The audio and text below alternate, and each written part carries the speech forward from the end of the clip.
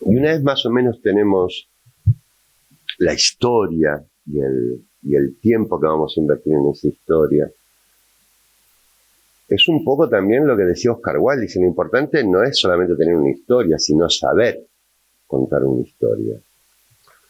Eso lo voy a comentar ahora, es decir, a veces creemos que tenemos una buena historia, o creemos que tenemos un protagonista, o que tenemos algo que contar, y resulta que es vacuo, no es lo suficiente, ¿no? Ni siquiera para el papel. Y claro, trasladarlo a la imagen puede todavía suponer un problema más gordo porque no tenemos nada que contar. Una de las cosas principales del cine, incluso de la literatura o del teatro, pero es fundamental esto. El cine no vive sin un relato. No existe cine sin relato. ¿Y qué significa relato? Relato no significa la historia, el argumento, la trama, no, el relato es el pozo que dejan las cosas. Cuando uno termina de leer un libro, cuando uno termina de ver una película, dice, ¿qué me ha contado? Me ha tocado. Es decir, hay como una esencia dentro de esa historia que nos ha llegado, y eso es lo que es el relato, ¿no? Como cuando comemos una buena comida, ¿no? ¿Qué le ha puesto? ¿Qué tiene, ¿no? Que nos ha dejado este perfume en la boca, este placer, este regusto, ¿no? Bueno, pues eso es fundamental para conocer. Y luego, pues, bueno, ir conociendo la estructura de cómo se hace una película, cómo se traslada eso a imágenes. Ya tienes ahí. Las fotos. Las fotos. Mira esa foto. Bueno, esa foto que están viendo ahí es cuando yo empecé más o menos en el año 91, 92, por ahí a trabajar en Onda Cero. Entonces Pablo Motos tenía un programa que se llamaba Protagonistas Valencia y trabajaba con su novia, que era Laura Llopis, y lo llevaba a los temas de cultura. Entonces él me decía, Jimmy, habla de las películas, del teatro, de lo que va a venir a Valencia, o trae un invitado. Entonces en ocasiones pues llevaba, no sé, a Imanol Arias o a Carmelo Gómez. Y ahí esto lo hicimos en la playa, si no recuerdo mal, fue por la Malvarrosa o por la Patacona, que a veces desplazábamos el programa de radio por diferentes sitios, y esa foto fue tomada en uno de esos días de exteriores, ¿no? Y ahí empecé yo a trabajar como periodista cultural, vamos. ¿Cuál es este? No, ese no soy yo, es muy gordo. Yo estoy aquí, ese que está ahí. Claro. Ese chico que está ahí. ¿Qué edad tenías ahí? No me acuerdo. No sé, era... Jovencito. Sí, era el 92 y nací en el 62, que tenía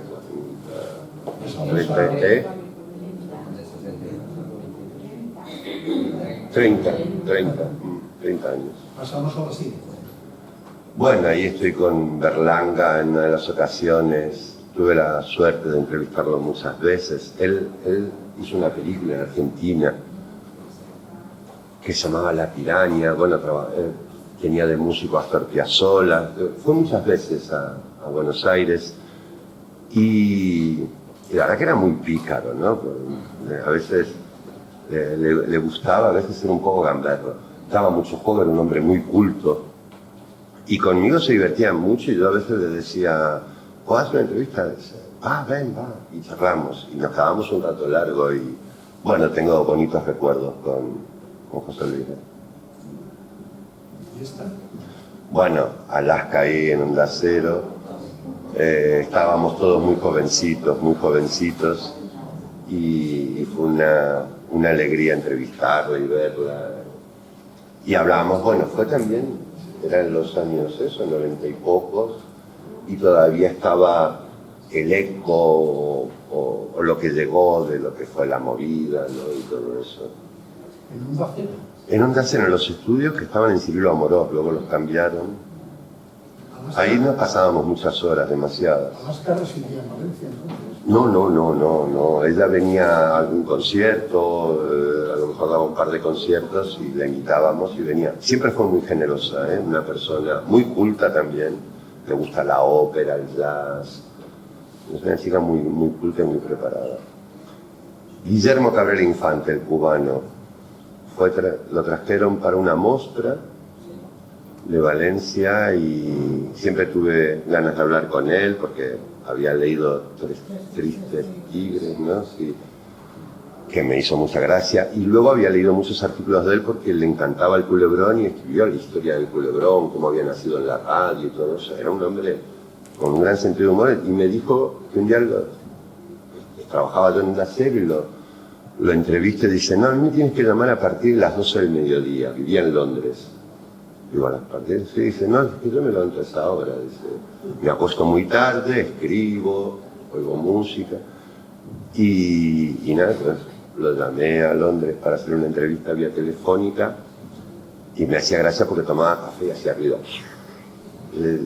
Y le digo, ¿estás tomando café? Estoy desayunando, son las 12:30 aquí. Bueno, muy simpático y también una persona con un sentido de humor amplísimo. ¿Y una posición crítica? Sí, obviamente, ¿quién no la va a tener? Jorge Drexler, el músico uruguayo ganador de un Oscar, fue uno de los recitales, también era muy jovencito, llegó con su guitarra y a mí me gustaba mucho. Y no creo que el Oscar por la banda sonora de una película que se llama Diarios de una motocicleta. Y cuando luego tuve oportunidad de trabajar con él, que nos sirvió para el espectáculo que escribí, que se llamaba Merlín, El regreso de la magia, le pedí una canción que la adaptamos y nos dio los derechos. A un tipo muy interesante, muy buena gente. A ver, este señor se llama Ray Harryhausen. En los años... Él fue uno de los que trabajó en la primera película de King Kong, haciendo los muñequitos. Trabajó una cosa que se llamaba el stop motion. Mueven los muñequitos y van sacando fotografías. Entonces, durante los años 50 y 60, realizó películas maravillosas, casi de serie B, sobre todo tocando temas homéricos, hablando del Limón de Homero, Jasón y los Argonautas.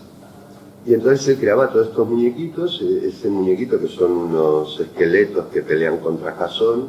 A mí esa película, siendo un niño, la veía en el cine en Argentina y me apasionaba. Y bueno, este hombre dejó una herencia que directores como Guillermo del Toro, Spielberg, George Lucas han sentido admiración por él. Y cuando vino a Valencia a presentar una de sus películas, ¿no?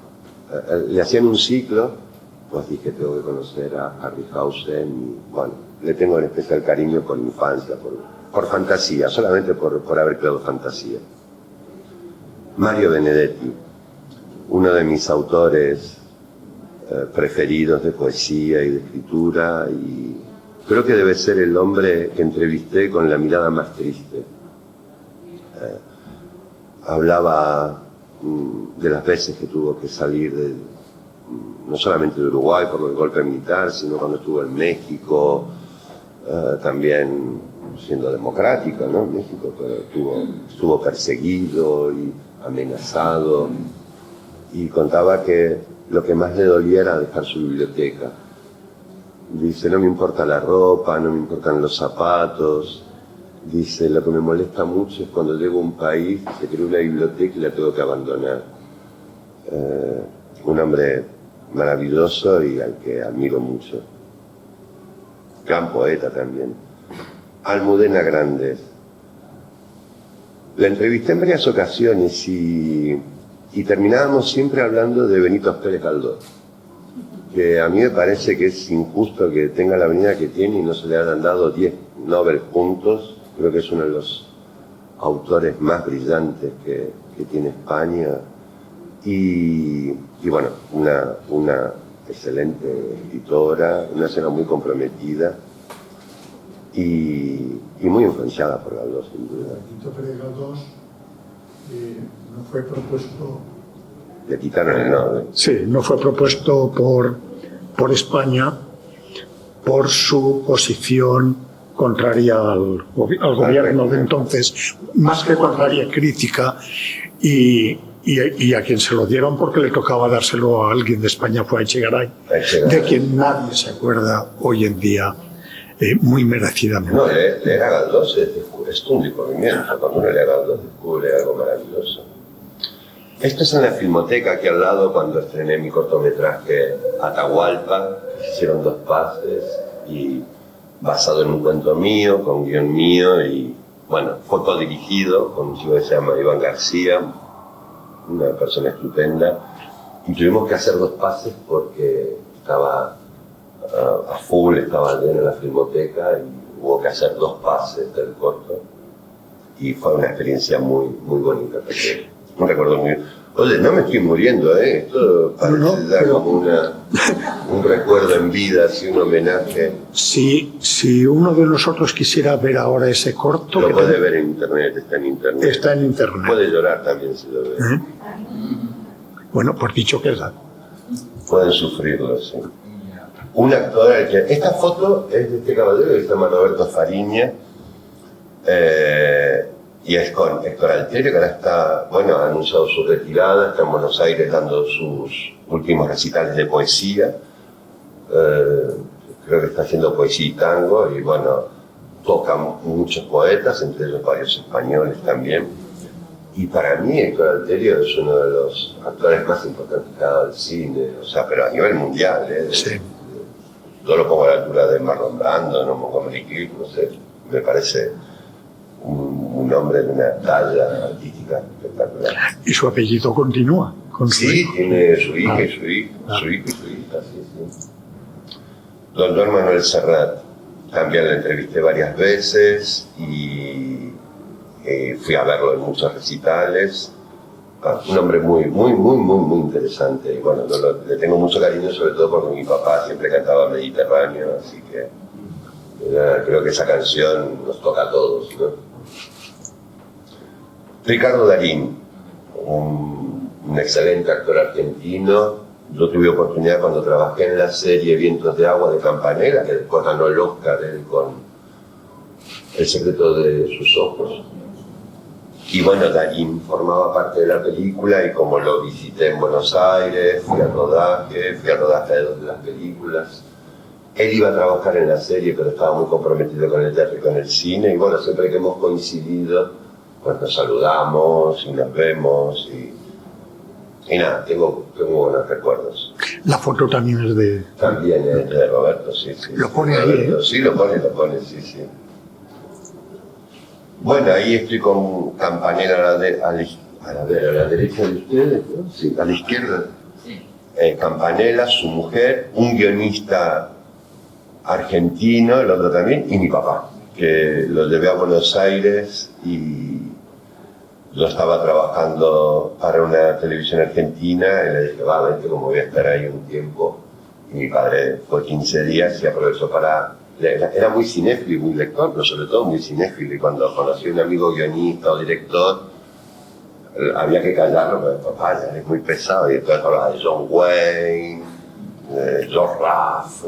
¿Tu padre hablaba el valenciano con alguien en Argentina? Sí, ¿Lo conservó? Sí, hablaba en valenciano y se encontraba con que... Es que había en esos momentos en Buenos Aires dos casales falleros, se llamaba Turia y el otro, no me acuerdo cómo se llamaba. Sí, y eran 2 facciones que estaban siempre enfrentadas, uno por una ideología, otros por otra, y luego se quedaban, y ya no me va, no voy a hablar en Illa, no sé cuál, no sé menos, y luego comían para allá juntos, pero bueno, como siempre, ¿no? O si jugaba el Valencia, era un divertimento. No hablemos del Valencia. No hablemos del Valencia. Y esto es cuando estrenamos Aires de Mujer, también las fotos de Roberto Fariña, cuando la estrenamos en el Talía, ¿no?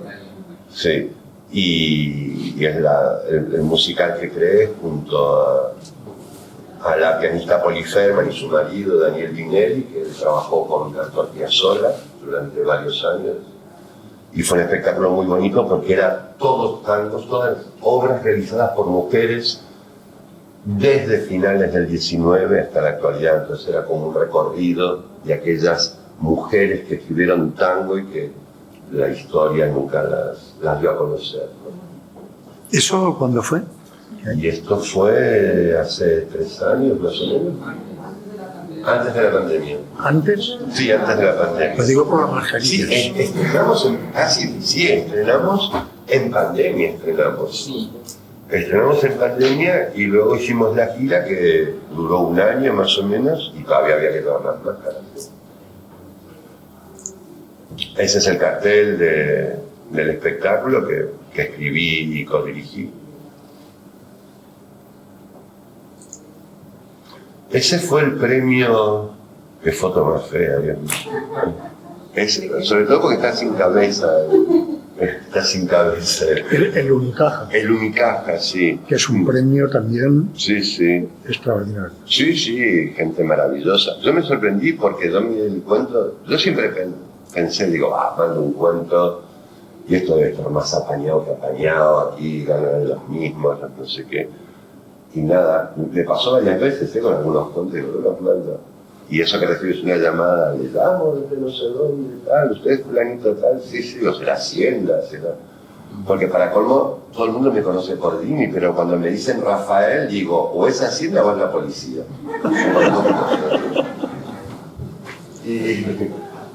Porque Rafael nadie me llama, entonces, claro, me dice, usted ha ganado el premio tal, uy, qué alegría. Pues sí, fue un premio muy bonito y nos lo pasamos. Creo que fui con mi hijo, fuimos juntos, ¿no? Fuimos juntos a Málaga, ¿no? No, sí. Fue un viaje muy bonito. Y esto estaba como presidente como jurado de los premios de teatro de Foyos, que es un concurso anual, y he estado yendo muchos años. Esenia, el Festival Esenia de Teatro Amateur. Bueno, Teatro Nobel. Y es una imagen. Esa es otra imagen del espectáculo Aires de Mujer. No, esta no es tuya, ¿no? No, esta no es tuya. Y este fue un premio, yo también colaboré con un periódico de Picaña.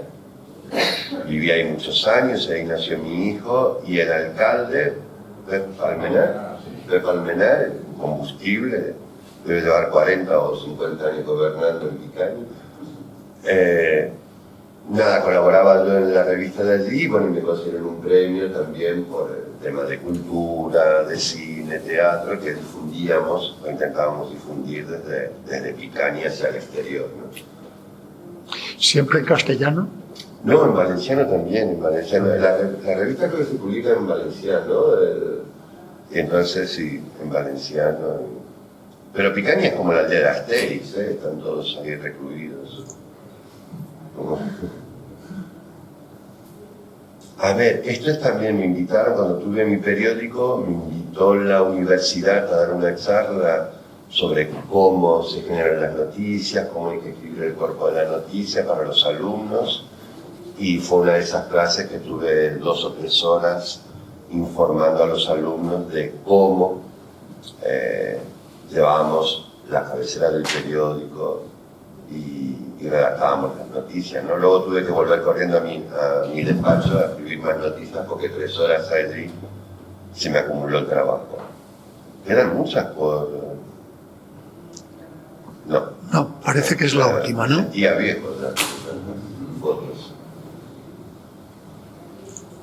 Bueno, este es un poco ese recorrido. Sí, yo, sin embargo, no es la selección a lo mejor que hubiera hecho yo, pero es la selección que ha hecho Jimmy, porque claro, yo no hubiera dejado fuera a José Sacristán, Gina Lollobrigida, Perico Sambleat, los Luthiers, pero pongo a 2 Oscars. Santiago Posteguillo, Isabel Coixet, Peter O'Toole, Miguel Ríos y Manolo Arias, Fernando Colombo, claro, y tantos.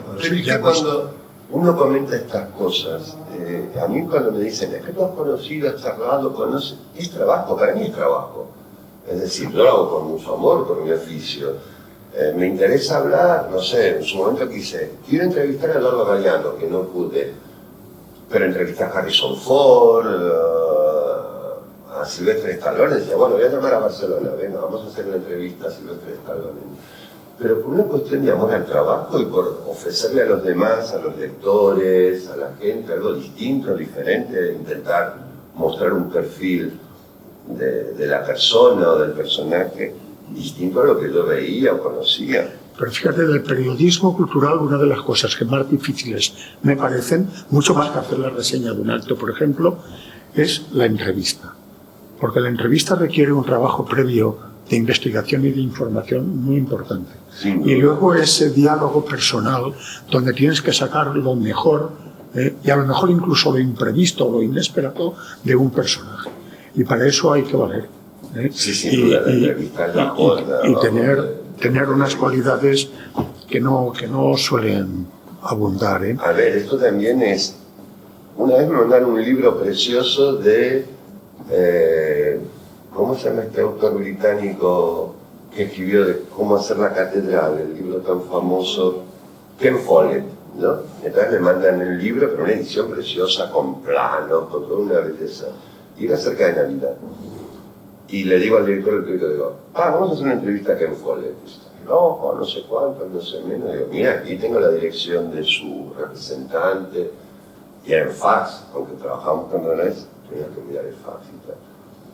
La cuestión que dice, venga, hazlo, va, si quieres, si te da la gana.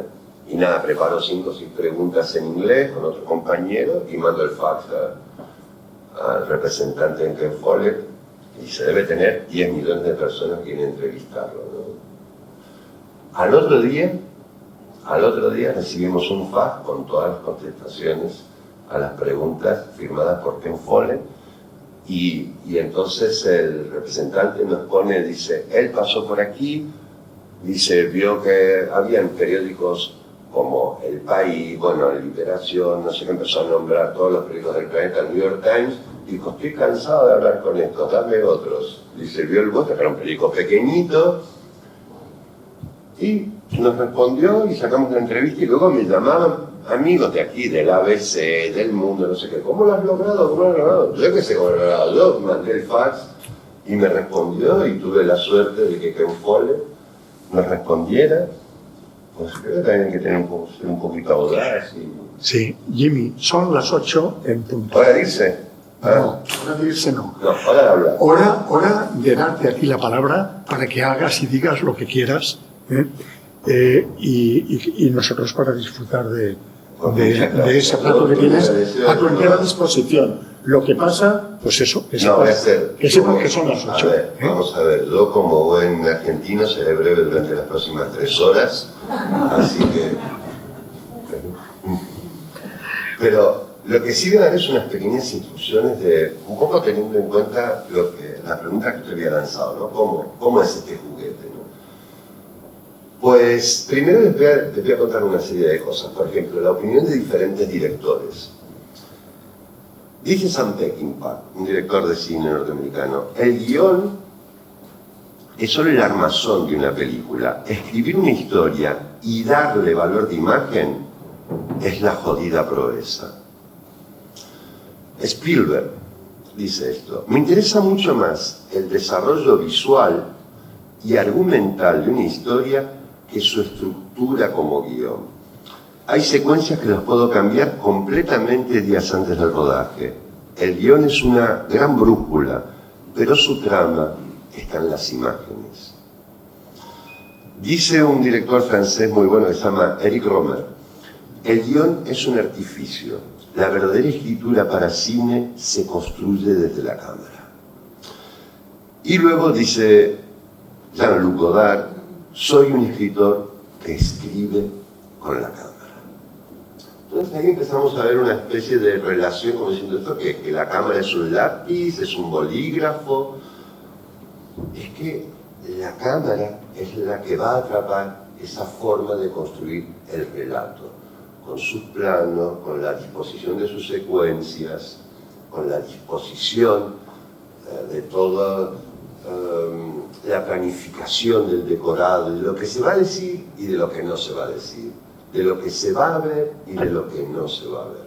¿Se me oye bien, no? Sí. Vamos a ver una serie de imágenes ahora voy a intentar ser muy cortito con esto, ¿no? Para que vean cómo el cine intentó expresar y empezar a construir un relato a partir de su mecanismo narrativo, ¿no? ¿Me permites un segundo? Sí, claro, ¿te quieres poner? No. Vamos a...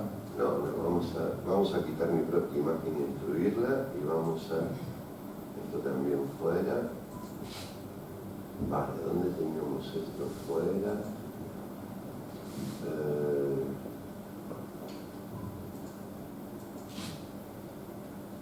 Aquí. No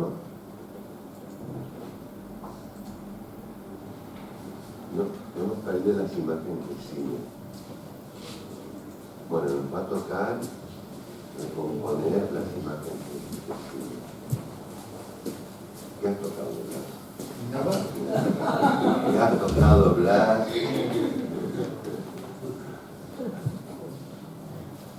Bueno. No pasa ni entre sí, te voy a cambiar, Blas. Venga. Y así aligeramos esto. Dejamos la chaqueta. Sí, no te vas a cargar, ¿verdad? A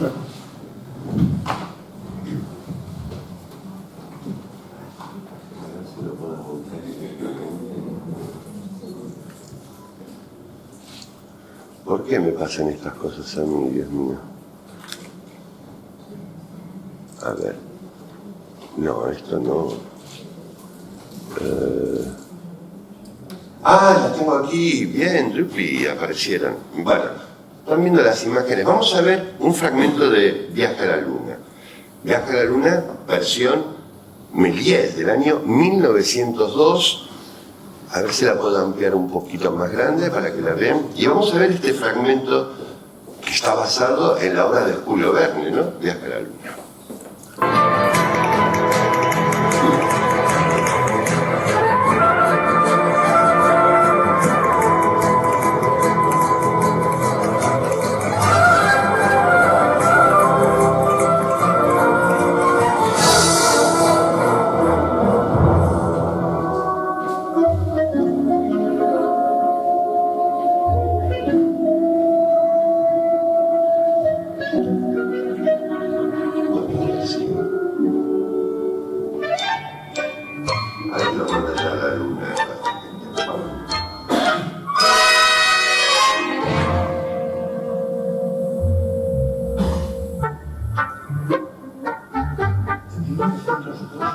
Estamos hablando de 1912.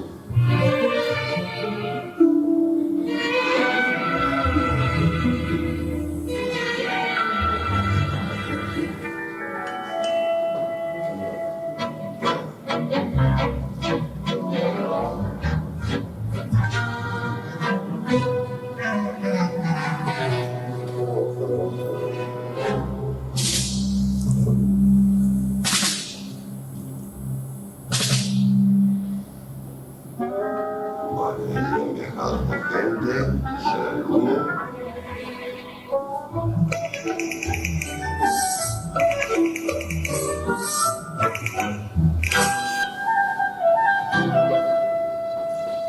Y el escalón. Bueno, hasta aquí, que esta es una imagen muy conocida y muy famosa del cine, ¿no? La Luna con el cohete ahí incrustado. Vamos a ver un pequeño pasaje de una película fundamental en la historia del cine, que es de 1914-15, que es El nacimiento de una nación de David Griffith. Sobre todo porque quiero que vean la composición de las imágenes.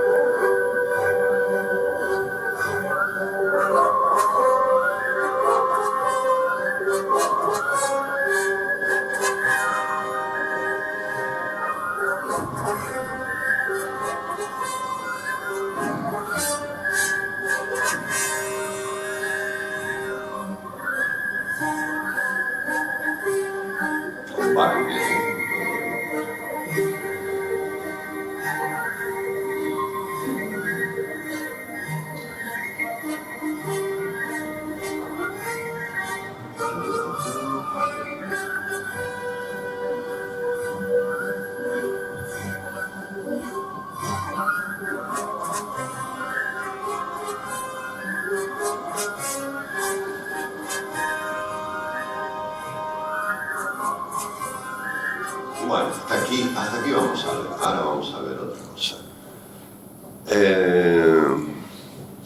Esta imagen creo que la reconocerán enseguida, y estamos dando una película. Esta es del 34, vale.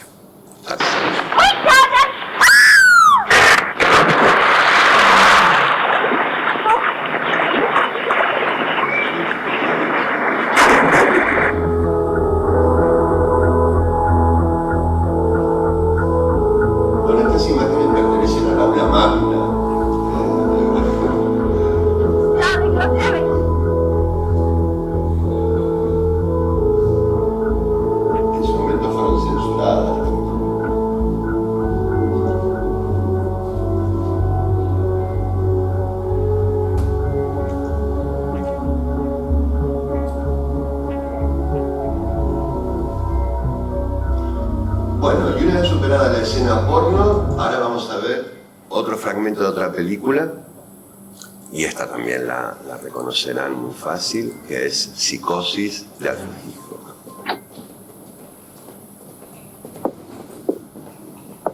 ¿Me buscaba? Pues sí, lo buscaba.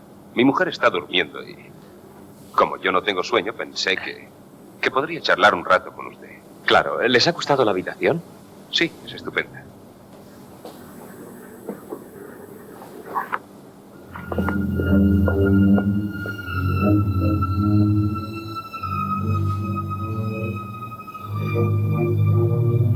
Bueno, conocéis todos, ¿no? La primera Psicosis de Hitchcock, sí.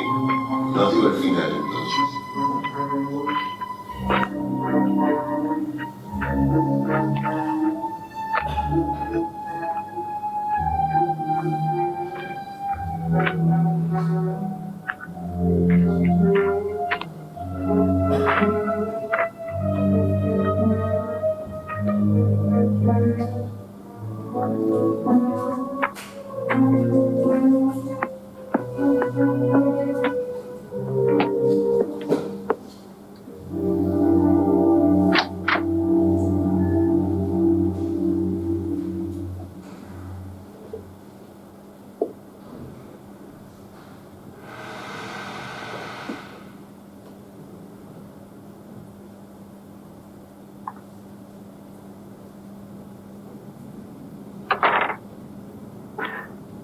Estoy hablando yo casi todo el tiempo. Hasta aquí vamos a ver. ¿Creéis que las personas que viven solas... Quiero que más o menos recordéis un poquito este juego de imágenes. Porque lo que vamos a hablar es cómo se llega desde Méliès a Hitchcock, ¿no? De una manera. Casi todos los teóricos, casi todos los estudiosos de cine, o quienes nos dedicamos a investigar la historia del cine y su análisis, coinciden, especialmente los grandes teóricos, en que el padre de la narración cinematográfica es Griffith, del que hemos visto El nacimiento de una nación. Los Lumière, por ejemplo, nos enseñaron a ver el mundo desde la visión del documental. Gente que sale de una fábrica, gente paseando por París, no sé, gente paseando por el Sena, es decir, a modo de documento, porque el cine en ese momento recogía lo que hacía la gente, se ponía la cámara y las cosas pasaban en el plano. Y dentro de ese plano podían pasar muchas cosas. Llega Méliès, ve que los hermanos Lumière, dice, pero esto le falta chispa, y Lumière inventa la fantasía, inventa que un cohete viaja a la luna. Y toma un relato de Julio Verne. Y yo estoy seguro que si ustedes ven los 11 minutos que dura el cortometraje de Méliès, Viaje a la luna de Julio Verne, no es la novela de Julio Verne, ¿verdad? ¿Han leído Viaje a la luna de Julio Verne? Todos sí, y muchos dirán, y muchos no la han leído.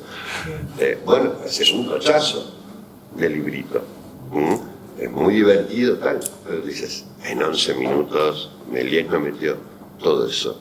Pero de alguna manera nos llevó a la luna, exactamente igual que Julio Verne, porque cogió lo fundamental. Pero seguía faltando algo ahí en ese cine. Estaba la fantasía, estaba la magia, seguía faltando, era más un divertimento, ¿no? Un cohete iba a la luna, Pero Griffith es el que, a partir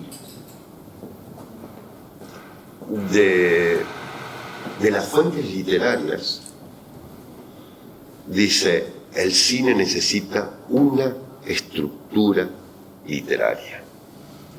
¿Y qué es lo que hace Griffith? Hemos visto el pasaje del Nacimiento de una Nación, que mientras la chica necesita ser salvada, los del Ku Klux Klan vienen. Él utiliza exactamente lo mismo que lo que había leído en las novelas de Dickens, de Balzac, es decir, los acontecimientos que están ocurriendo en un mismo momento. Los acontecimientos que se están dando. Entonces, cuando leemos una novela de Stevenson, de capa y espada, mientras uno está ahí peleando, dice al mismo tiempo un caballero, tal. Es decir, ese salto en esa página es lo que Griffith lleva al cine. Dice: necesito construirlo de esta manera. Y entonces genera la relación de acontecimientos que pasan a un mismo tiempo desde planos diferentes. Pero no solamente se conforma con eso, necesita hacernos vibrar. Y a Griffith también se le debe, en gran medida, que exista el primer plano. Pero el primer plano no como una composición en la cual vemos la cara de alguien, sino el primer plano dramático. Ese primer plano que nos hace llorar, sentir, sufrir, que es patético. Y genera el plano medio. Entonces, a partir de esa construcción, Griffith lanza lo que es el medio cinematográfico como expresión, como arte capaz de construir un relato. El relato nos gustará más o menos, pero empieza a tener una composición. Es verdad que también los rusos, por otro lado, están elaborando una composición, pero digamos que de manera genérica a Griffith le debemos en gran medida eso, ¿no? Los textos para el cine, lo que llamamos guiones, a mí no me gusta usar la palabra guión, yo creo que son libros para el cine, textos para el cine. Guión es como si viéramos el prospecto de un medicamento o una receta de cocina de Arguiñano, 1/4 de litro de no sé qué, medio kilo de no sé cuántos. El guión tiene esa fórmula de guía, pero hay que poner palabras ahí dentro. Hay que poner oraciones, frases, diálogos. Creo que es uno de los pocos países, España, donde se llama guión. En el resto del mundo, una película italiana y dice el libreto, tal, ¿no? De una película mexicana, el libro cinematográfico de Arturo Reinstein. Y aquí guionista parece, no digo que desvirtúe, pero le quita el peso del autor, del escritor, de la persona que tiene que poner palabras, verbos, adjetivos a ese relato que vamos a ver en cine. Pero los guiones no están escritos para que la gente los compre en la FNAC. No son libros. El guión simplemente está hecho para que se vea en cine. No tiene otra función. Está hecho para que se vean imágenes en el ordenador, en la tablet, en la pantalla. El texto para cine requiere una escritura tan literaria y al mismo tiempo tan lejos de la literatura como para que sea visualmente poderosa. Se escribe con un concepto visual, utilizando herramientas literarias. Pueden preguntar cualquier cosa, no hay ningún problema. O sea, mientras comento esto, si alguien quiere decir, oye, ¿por qué una película? ¿Por qué? ¿No? ¿No se oye? Sí, perfecto. No, porque quería, si no vas a poner imágenes, pues que se te ponga la luz bien. Puedes ponerlas, sí. Iba a poner otras, pero quiero comentar esto. Esto es un poco como, yo a mis alumnos y la gente que viene a mis talleres se ríen, pero es un poco lo que decía el filósofo Wittgenstein: mostrar o decir o mostrar, ¿no? Si muestro digo, si no muestro no digo, si digo muestro, es decir, ese gran debate tiene que estar a la hora de trasladar lo que tenemos en palabras en imágenes. No sé si no aceptar al fondo. Sí, perdón. pregunta? No, es una pregunta, a lo mejor es una bobada. No existen las preguntas bobas, no te preocupes. Un guión se parece un poco, leyéndolo, yo he leído algún guión, al teatro, al teatro escrito, libro. Sí, sí, hay similitudes muy Es grandes. parecido, ¿verdad? Es más, el cine bebe de la literatura y del teatro. La palabra, por ejemplo, escena, que muchas veces... La escena de esta película es que en realidad no es. La palabra escena solamente es competencia del teatro. Viene del teatro. Lo que pasa es que el cine acaba absorbiendo. Entonces vemos en las películas norteamericanas o en muchas películas extranjeras la típica plaqueta que pone plano, tal, escena, secuencia, tal. Y vemos escena y hemos tomado como escena, pero escena es teatral. Y la arquitectura, obviamente, bebe del cine, porque cuando tú ves las películas de Méliès, por ejemplo, Méliès era mago, trabajaba en el teatro. Entonces, tú ves todas las composiciones de los planos, son planos fijos de gente de cuerpo entero, para que las veamos bien, trabajando o mostrando hacia el espectador una composición teatral de movimientos.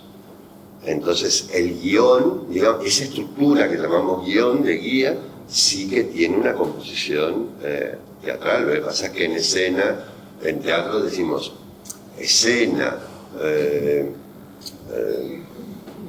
¿qué más? O cuando decimos acto 1, ¿no? Escena tal, pues en cine se llaman secuencias, se llaman planos. Y además que el cine no solamente bebe del teatro, sino que toma de la literatura algo muy importante. Lo que nosotros entendemos como plano, en el plano, un plano de cine es esto, ¿no? Estoy quieto. Bueno, está el plano ahí, la cámara. Eso vendría a ser en literatura como si fuera una composición morfológica, ¿no? En ese plano ocurre todo. Por ejemplo, ¿os acordáis del regador regado de Méliès? Que un niño le pisa la manguera al regador y el hombre mira. Todo eso ocurre en un solo plano, la cámara no se mueve. Puede pasar de todo en un plano, por eso es como el verbo, ¿no? Aquí pasa todo. ¿Y qué entendemos por secuencia si los llevamos al terreno literario? La sintaxis, la oración. Pepito fue caminando hasta la casa de... Bueno, eso es una secuencia en cine. La construcción de toda esa frase. Porque va a estar compuesta de pequeños planos de la morfología. Y lo que podemos entender como pragmática o retórica, o sea, es toda la obra en conjunto.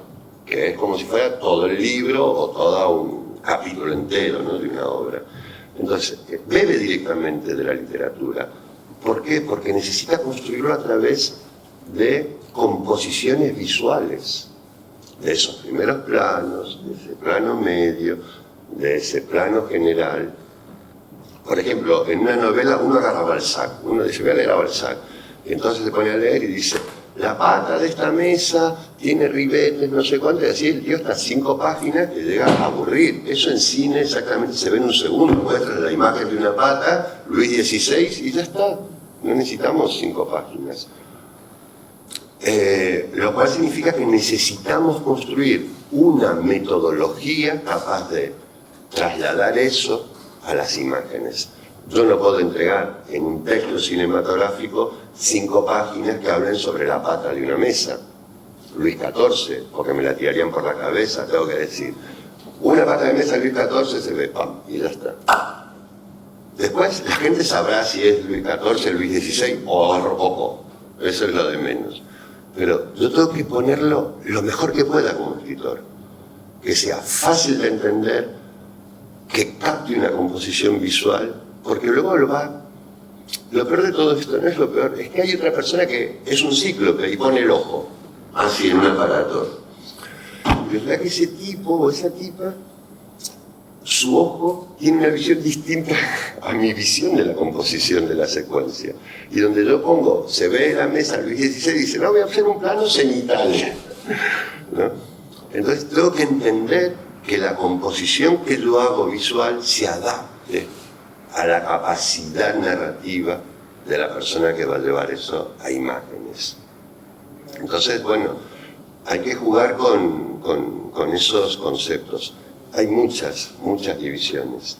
Quizás lo más bonito de aprender de todo esto es cómo soy capaz de escribir algo que quiero que se vea y que disfruten los demás sin llegar a ser pesado.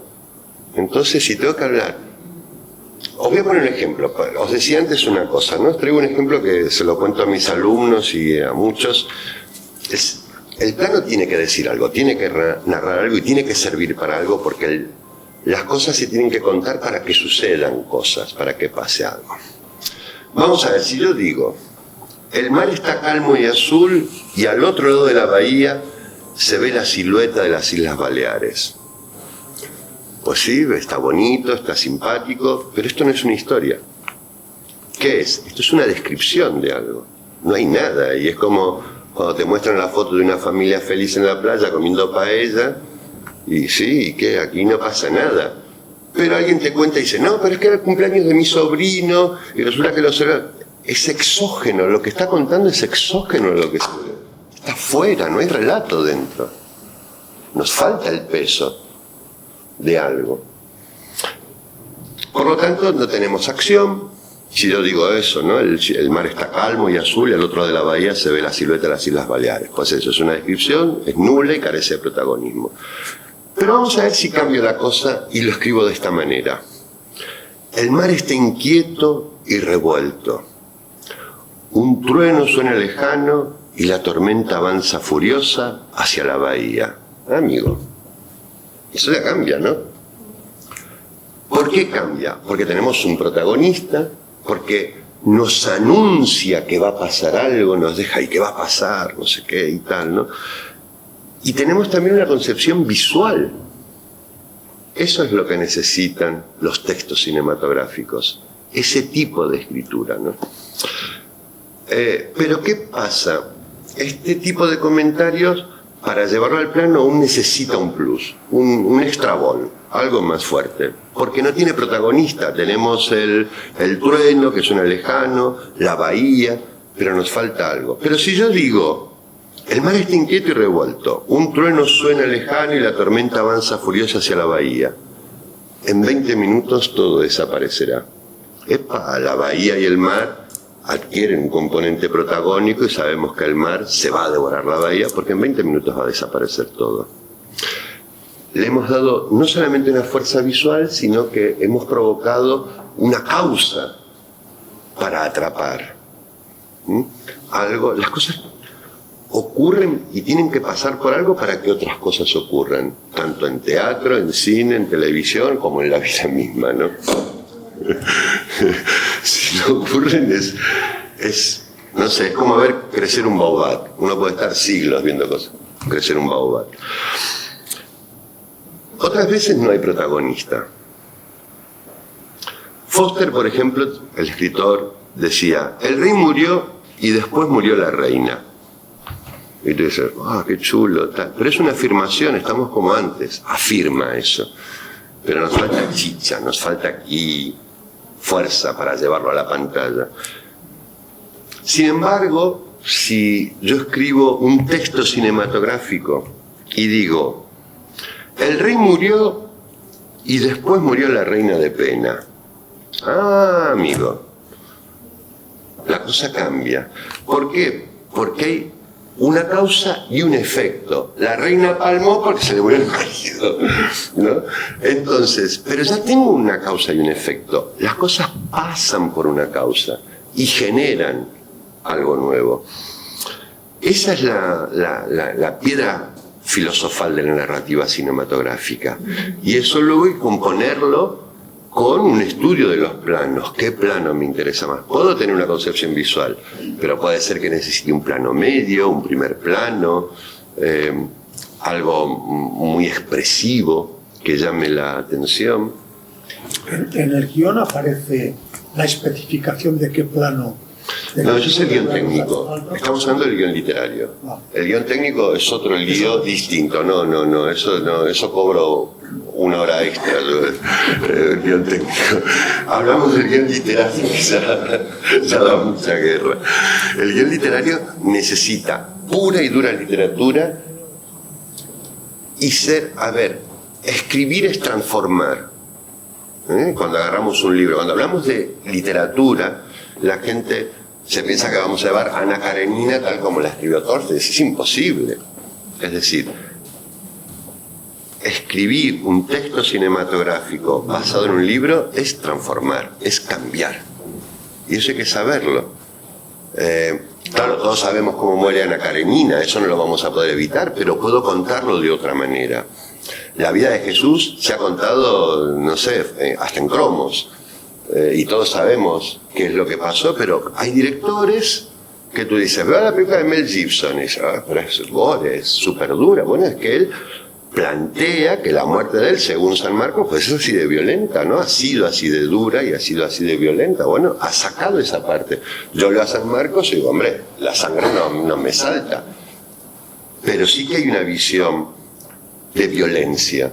Bueno, él ha expresado eso, ha hecho una película muy dura. Luego ves Rey de Reyes o cualquier otra y es mucho más light.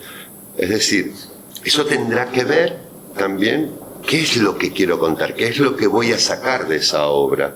Hitchcock era especialista en agarrar noveluchas baratas y transformarlas. Psicosis, por ejemplo, que acabamos de ver, también juega con el hecho que mientras la chica va a descubrir al asesino, su amigo está entreteniendo al asesino, ¿no? Con ese juego de acciones que están pasando al mismo tiempo, basado exactamente en lo que hacía Dickens.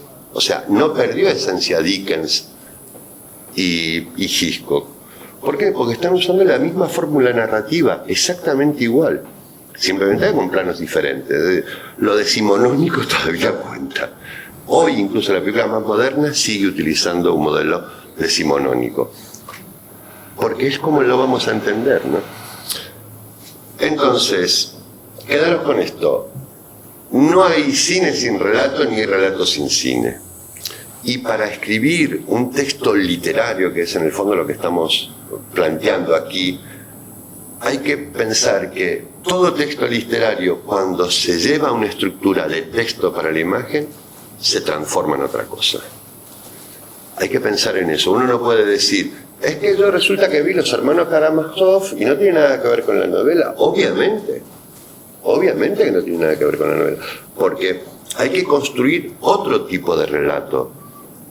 Hay que construir otra forma de contar la historia, de utilizar otros elementos, y a lo mejor hasta el mismo escritor del guión o el director quisieron quitar elementos narrativos que no eran interesantes para ellos, o darle más protagonismos a otros, no sé. Vuelvo a lo de Jesús, hay películas donde María Magdalena tiene más protagonismo que Jesús. ¿Por qué? Porque al director le interesó focalizar más sobre ese personaje, ¿no? Por lo tanto, de la literatura al cine existe un paso, que es transformación, siempre. Y en segundo lugar, no existe ni una sola película que aún teniendo esa transformación esté carente de un relato sólido, porque si no es una película hueca. Cuando la vemos dicen, no me han dicho nada. Incluso las películas que aparentemente... A ver, hay una película que uno dice, yo lo hablo con muchos compañeros, sé que la odian muchos, Titanic. Titanic es una porquería. Entonces tú dices, a ver, todo el mundo sabe lo que le pasó al Titanic y todo el mundo está esperando a ver cómo se rompe el Titanic. Pero una vez roto el Titanic, ¿para qué queremos la otra hora de película? ¿No? Entonces tengo que buscar una forma de atrapar al espectador. ¿Y cuál es esa forma? Romeo y Julieta. Romeo y Julieta. Hago una poderosísima historia de amor que va a ir más allá de la destrucción del Titanic, ¿no? Pero no solamente cuento esa otra historia, sino además voy a contar otra historia que es un chico pobre y una chica rica. Entonces va acoplando elementos y luego pone un personaje de una señora que vive ahí, que cuenta su propio relato y llena. Fíjense, vuelvan a ver la película, solamente que sea media hora. Cada vez que ella cuenta lo que ocurre es cierra los ojos, no le interesa la tecnología. ¿Por qué? Porque está llenando la tecnología del relato que le falta. Ella dice, yo les voy a contar, y mira para otro lado, hacia Murcia, y empieza a recordar lo que vivió. Y los otros están ahí fascinados y dejan de mirar las pantallas. ¿Por qué? Porque pesa el relato de la historia. Porque pesa la historia, cómo se enamoró, qué pasó, qué... Ese es el relato. Esa es la verdadera fuerza de esa película. Nos gustará más, nos gustará menos, pero el tipo no es ningún tonto, sabe qué es lo que quiere dar al público y qué fuerza necesita la película. Y la fuerza de la historia de Rose, de la señora mayor, es tan fuerte como la propia destrucción del Titanic, ¿no? Entonces, es un poco que me gustaría que os quedara claro, ¿no? Que transformación y relato. Eso es lo que ve en gran medida el cine de la literatura. Ahora pueden preguntar, si quieren.